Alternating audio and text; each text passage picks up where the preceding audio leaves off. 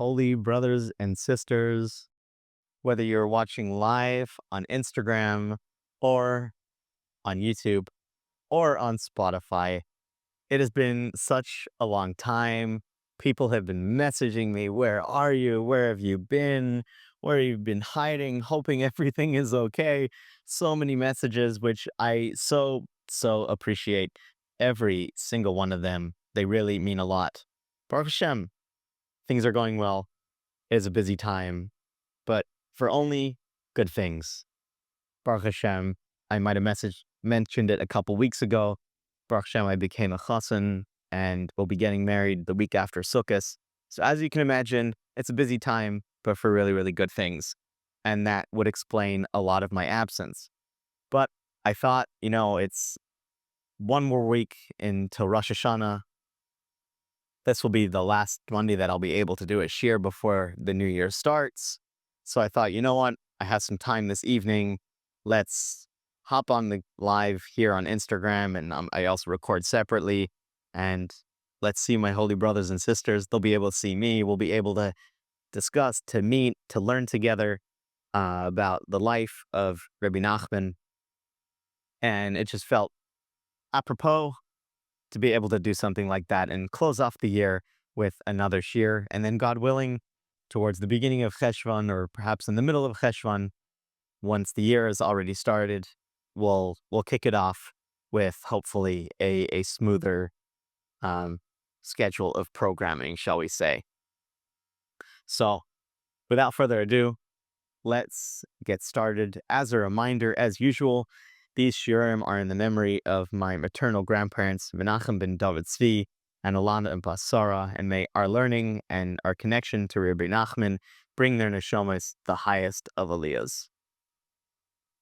Okay, this week we will be covering lessons Kuf Chaf Hey, so that's 125, and Kuf Chaf Lav, that's 126 in Chayei Moharan. As usual, if you have the sefer in front of you, this particular sefer, we're on page Kuf Nun Gimel, that's 153.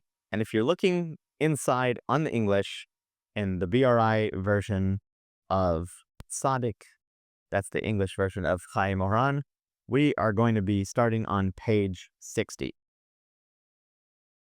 Just as a heads up for our content tonight, we are not going to finish the entire lesson of 126, because as you'll soon see, a large portion of this particular lesson of Chayei Moharan actually talks about Uman Rosh Hashanah. Now, I had not planned that when I took such a long hiatus from doing this shiur, but that's all Hashgacha Pratis. That clearly was all in Hashem's hands, because half the lesson has to do with spending Rosh Hashanah with Rabbi Nachman.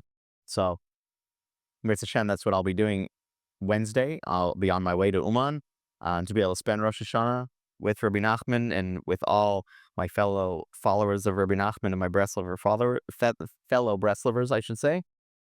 But that's just the way it happens. So we're going to have a very exciting bit of content. And then once we continue the shiur in Cheshvan time, Mirz Hashem, we will finish the rest of the lesson. So let's not push this off any longer, and let's dive right in. Writes Reb Nosson, Shemati b'shmoi, I heard from Rabbi Nachman himself, says Reb Nosson, Sha'amar, that he said, Kishahaya b'Barditchev b'kayetz tov kuf samach beis im hazaken hayadua kanal, that in the summer of 1802, in the Hebrew year of 5562, Rabbi Nachman was in the town of Barditchev. That's where the holy Rabbi Levi Yitzchak of Barditchev, who Rabbi Nachman also considered to be his teacher. Reb Nosson even spent a lot of time by Rabbi Levi Yitzchak of Barditchev. And when he was there in that summer, Rabbi Nachman explains that he finally understood the entire significance of the character of what was known as the zaken, also referred to as the Shpala Zeta. If you recall from previous lessons, we've already covered this topic in quite depth, learning about how this Rebbe, the Shpala Zeta, caused a lot of issues for Rabbi Nachman. He slandered him, and he tried to create a excommunication against Rabbi Nachman, but wasn't able to gather the right amount of support to be able to back his excommunication. Um, and they tried to do an excommunication on the Shpal Zeda, but to that, Rabbi Yitzchak of Barditchev was not in support of. So there's been this back and forth, there's been this conflict, and there in that summer, Rabbi Nachman explains that he finally understood the significance of who this character was. Amar Az, and he said further, Sha'az noida loy kol inyanenu shel zaken, he understood the full essence. Va'ad oisa asha loy diber mimenu mu'uma. Rabbi Nachman would not talk a lot about the Shpal Zeda. Obviously, he only referred to him as the zaken. Ki amar shaloi haya writes ledaber mimenu kol. He didn't want to speak about him too much. Ad asher noida loy kol inyanenu until he fully understood the essence of what made up the Shpal Zeda and what was his character.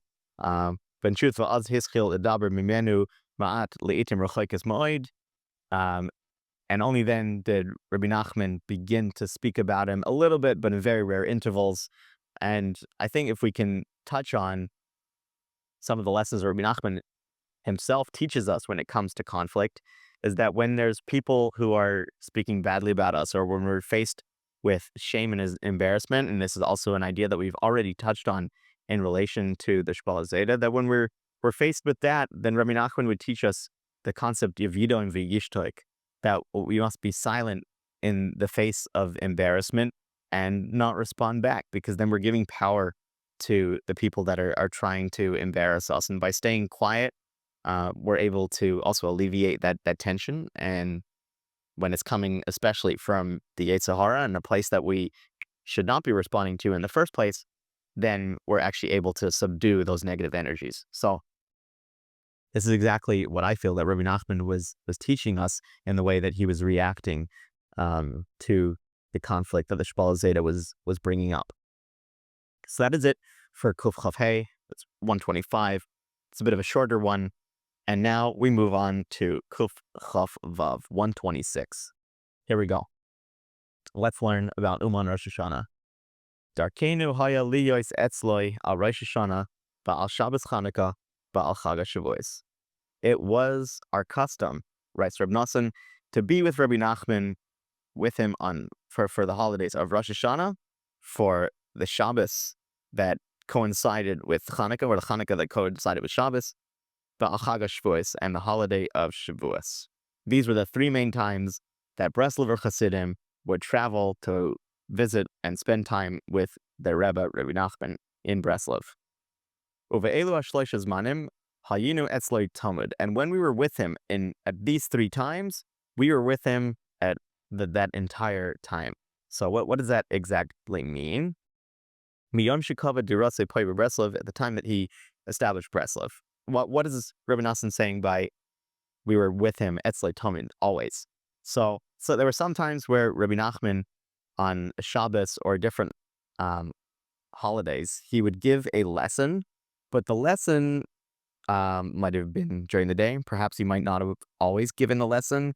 There were frequent times where Rabbi Nachman would speak Shabbos afternoon, usually around Shalosh Shudas time. But on occasion, or I would say most times, Rabbi Nachman would actually just have Shalosh Shudas by himself, which meant that the Hasidim were not able to spend all the time that they were in the same city with their Rebbe. So perhaps this is what Reb Nosson is referring to. Continue.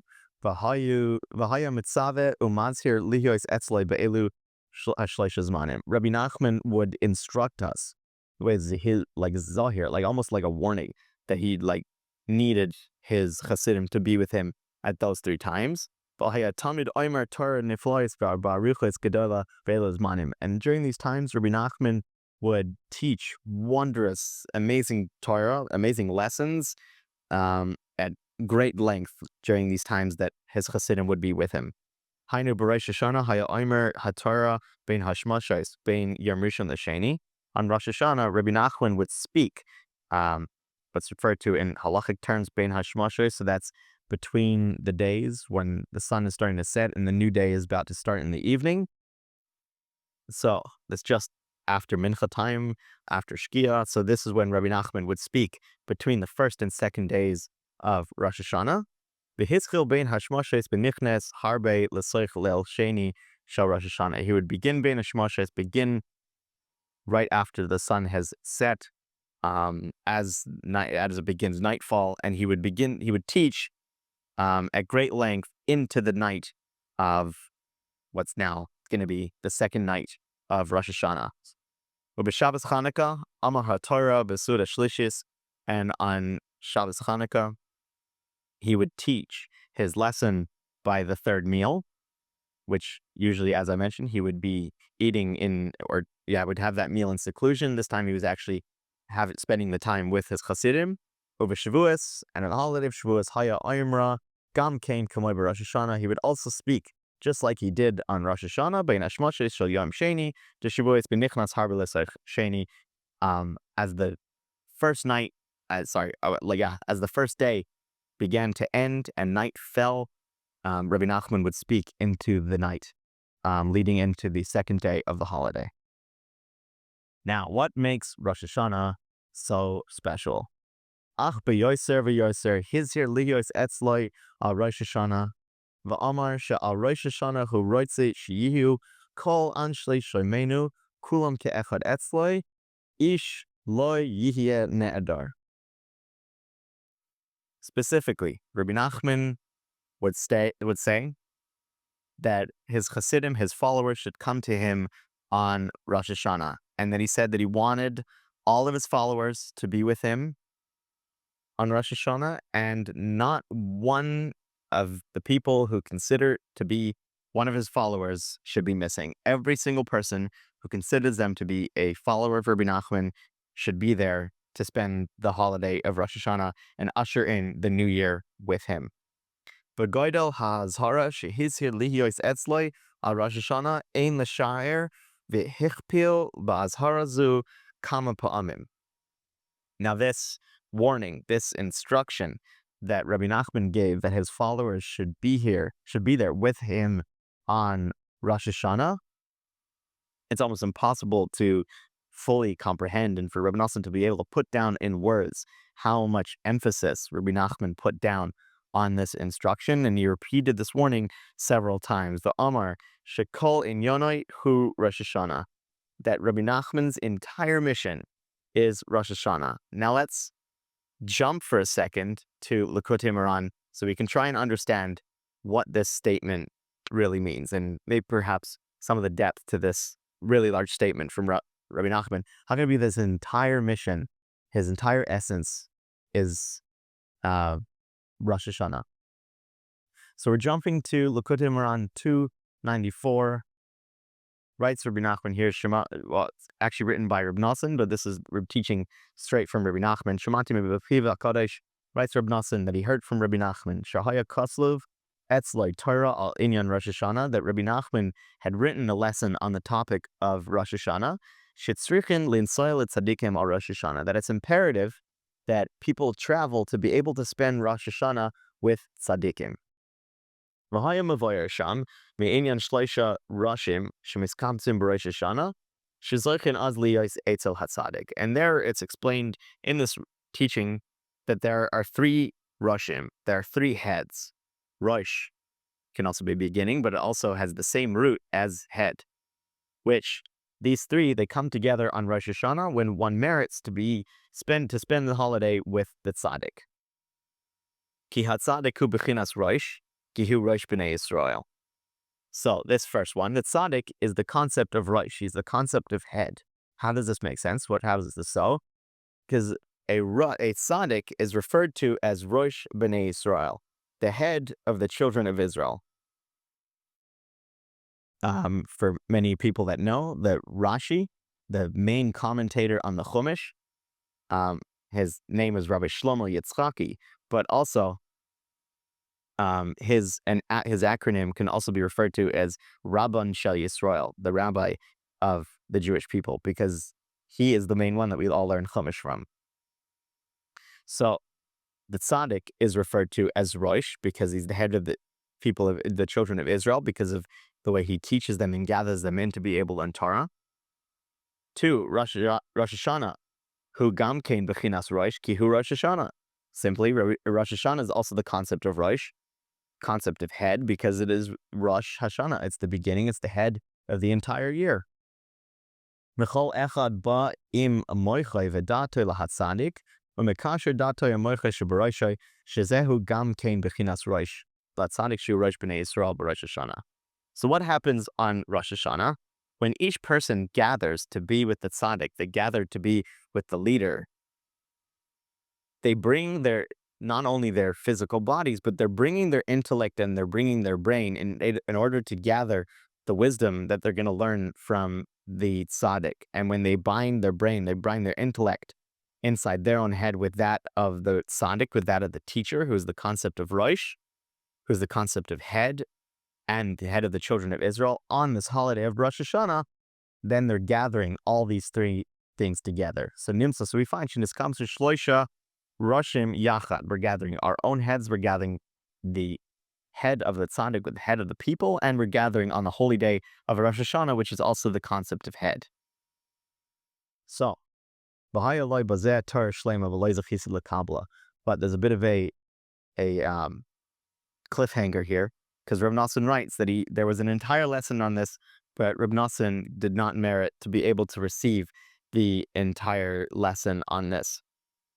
But there's a very beautiful footnote here. It says, when Rabbi Nachman returned from his pilgrimage to the Holy Land of Israel, which we're actually going to see in the first few lessons following Cheshvan, once we're back to our full schedule after the high holidays, we're going to actually get to see this story of Rabbi Nachman's trip to Israel in full depth.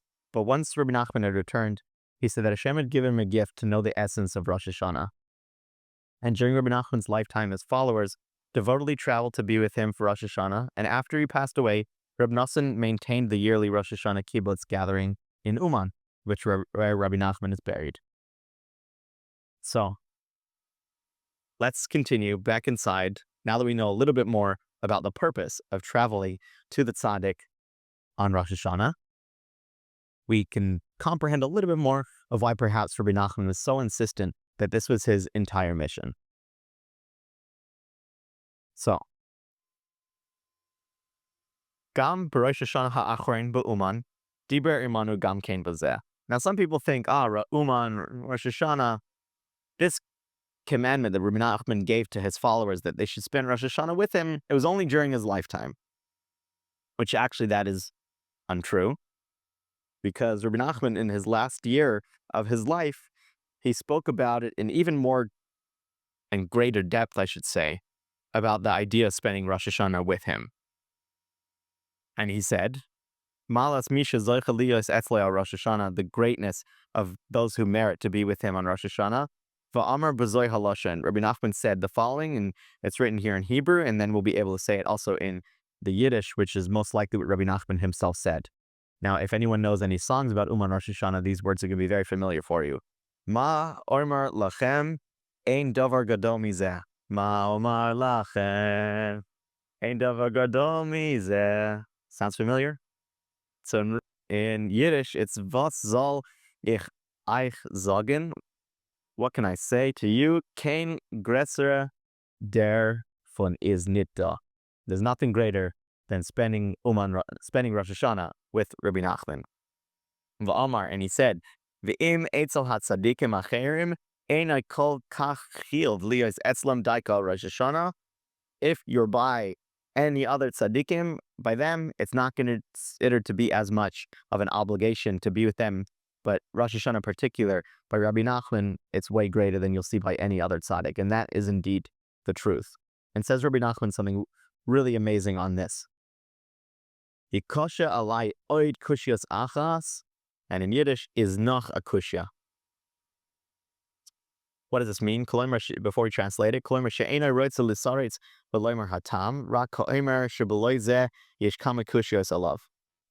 there are so many things that tzaddikim and people are going to be questioning, or they do already and have been for several hundred years, questioning about Rabbi Nachman and his purpose. And people are skeptical, and they look at it as it's some sort of weird cultish thing.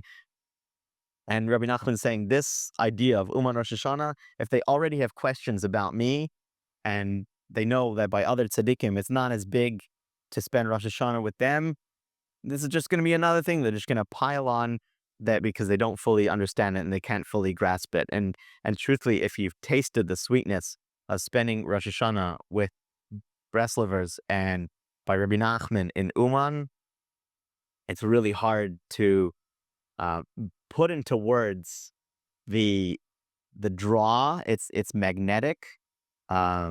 The just the proper power of being able to spend Rosh Hashanah there is really just it's an amazing experience. It really, really is hard to put into words. And I'm going to do my best to try and explain a little bit of that in the next few minutes that we have with each other learning together. So firstly, let's take a bit of a pause from this. And I just want to share a story that I heard that will put this into a bit of perspective. So Rabbi Nachman stressed the importance of Uman Rosh Hashanah, and we all know that Rosh Hashanah is the day that we crown Hashem as king. And one particular Yid, a simple Jew, once came to who's known as Mohorosh. He was a Breslov Rav that lived in the city. Originally, he was from New York, but moved to the city of Yavniel. He had a pretty big following. So one of his students once came to him and said that he was really, really scared to be able to spend Uman by Rabbi Nachman. He felt that he was so filled with sins. He felt so filthy. He felt so gross that he was really scared about going to Uman for Rosh Hashanah. And Mohorosh, in a really sweet way, responded to him and said, "You feel filthy, you feel gross, you feel disgusting." He's like, "That's exactly the reason you need to go to Uman." This person said, so Rabbi, please explain to me, why is that the case? Why should I purposely actually go just because of that reason? Please tell me. And he gave him a really beautiful analogy. He said, when you go to the laundromat, you take your clothes, and your clothes that you're bringing to the laundromat are dirty. You aren't scared of bringing your dirty clothes to the laundromat. That's the exact reason why you take them, because you're going to take them, they're going to get cleaned, you're going to get dried, they're going to be all pristine, and then you're going to bring them home with you, and then they'll be good. He said this is exactly what Uman is. He said Uman is one massive laundromat for your soul. You go to Uman knowing that your soul is filled with blemishes. None of us are perfect. We all have things that we want to improve on. We all have things that we want to be able to fix. And Rabbi Nachman, if you've learned some of his lessons, he teaches you how to be able to move on from those. And just by having a connection with this amazing, great tzaddik, who we pretty much guides how we live, we're able to go in with all that we are, everything that makes us who we are, the good and the bad, the whole mix, and knowing that we're going to go to Uman and Rabbi Nachman is going to be able to be the best lawyer for us on high, so that we'll have, Emir Hashem, God willing, a really beautiful, happy year. And Rabbi Nachman gave us this promise. So why wouldn't you want to go to such a holy laundromat? So this is the answer that Mohorosh gave to him. So we're going to go back inside and learn a little bit more about what makes Uman so powerful, or what makes Rosh Hashanah in general, spending it with Rabbi Nachman, so powerful. So, ki af al pi she'etzel kol tzaddikim hayu noisim al Rosh Hashanah, even though other tzaddikim would have their students come spend Rosh Hashanah with them, aval shum echad mehem lo hikpid v'lo hizer kol kach kamoisai.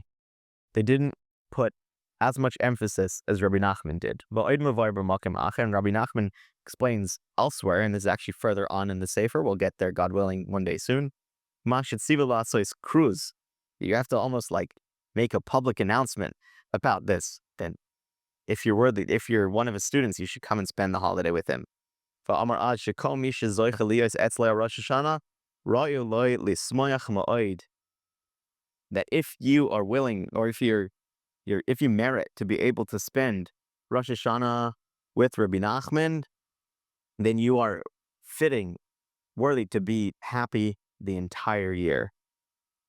What bigger promise than that? And I can tell you from experience, the past 2 years that I've been there, it's been Baruch Hashem. I'm so thankful for those 2 years of experiences, and God willing, this will be the third. And I hope to have you all in mind, because you all mean so much to me, and this movement that we've created in this series of shiurim are across multiple platforms is just, it means the world to me. So I'm so thankful for that, and God willing, we'll be going to Uman knowing how much we've grown in Breslov Burns of Fire together, learning Rabbi Nachman's Torah, learning his life, and trying to spread his messages wherever we can across the internet. So that is very powerful, and that I'm almost speechless to be able to speak about that. So a little bit more about Rosh Hashanah in general. I get this a lot as someone who's now been twice, and God willing going a third time.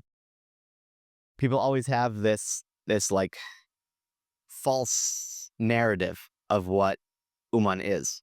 If you've never been, then all you're going to be hearing is either stories from people who've actually been, or fake news from what you've probably read online. And it can get a bad rap, because if you go there for the wrong purpose, and you're not going to be in the surrounding of holy people and holy activities, then what you're going to get out of it is exactly what you get into it, and put into it. But if you put in the right amount of work and you go into it with the right perspective, then that's exactly what you're going to get out of it. And that's exactly what Rabbi Nachman says, that it's not, Rosh Hashanah by other tzaddikim is not stressed as much as it's stressed by Rabbi Nachman. And for those who don't understand it, for those who are not connected to it, in that case, it just gives people a bigger question about Rabbi Nachman and a bigger skepticism. So people always ask me this. In fact, I got this question over Shabbos. People find out I was going to Uman, and they asked about the inappropriate stuff that was going to be going on there. But in the truth of it, if you go there for the emphasis that you're going to daven by the caver of the tzaddik, that you're going there for teshuvah, you're going there to connect to Hashem and to daven to him in the merit of this great tzaddik, then you don't see anything. There's no distractions. There is really only the light that's there, and there's no shadows. There's only light. So the truth is, though, that when it comes to moments and places of extreme kedusha, extreme holiness, then this is something that Rizal talks about. This is deep in ideas of Kabbalah, that according to the level of kedusha, you're also going to have the level of the sitra achra, that negative pull that's trying to detract from that positive energy. And Uman is no different. If you've been to the cave of Rabbi Shimon Bar Yochai on Lag BaOmer, that's no different. You can go one way to the side of the holiness, or you can go the other way, which is going to be the side of the parting and the side of that negative energy. So you really have that anywhere you go, where you're going to have that level of kedusha, you're going to have that same level of negativity. So if you choose to only focus on the positive noise, then that's exactly what you're going to get out of it. So the higher the kedusha, the stronger the opposition. Now here's a really big question that people often ask.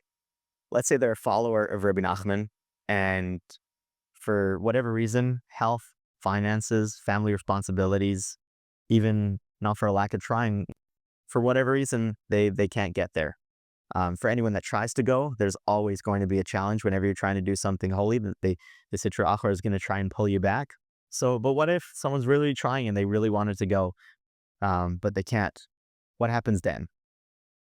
So, Rabbi Nachman's Rosh Hashanah it's not locked to geography. This is actually something Rabbi Yaakov Klein has explained. Unfortunately, Rabbi Yaakov Klein talked about last year being unable to attend Uman for Yom Tif. God willing, he'll be able to attend this year. I'm saying that now, and Ritz Hashem, by the time this comes out, he'll be able to join us. So he's explaining, though, that Rosh Hashanah by Rabbi Nachman is not locked to just Uman per se, and the Rabbi Nachman's light really is everywhere. And if you throw yourself into Elul and this time of year and preparing for Rosh Hashanah and being able to crown Hashem with joy and with Umuna having its same root as Uman, the same letters, Aleph Mem Nun, Umuna also, Aleph Mem Nun, same letters.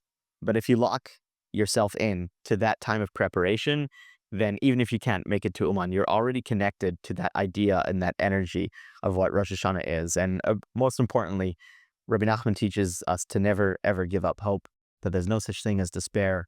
So always keep striving for that. And even if you can't be there, then tap in to the energy of Uman Rosh Hashanah. And that is to say the Tikkun HaKlali, the 10 Psalms that Rabbi Nachman set aside that said is a general remedy. There's one time of year, I should say, that all Breslovers say the Tikkun HaKlali all together, and that is just after the day on Erev Rosh Hashanah in Ukraine. So you should know what time that will be approximately if you're going to be spending that time in other parts of the world. So to know when that is, to be able to say it all together, and that way you're tapped in with the rest of Breslovers who will be reciting the Tehillim.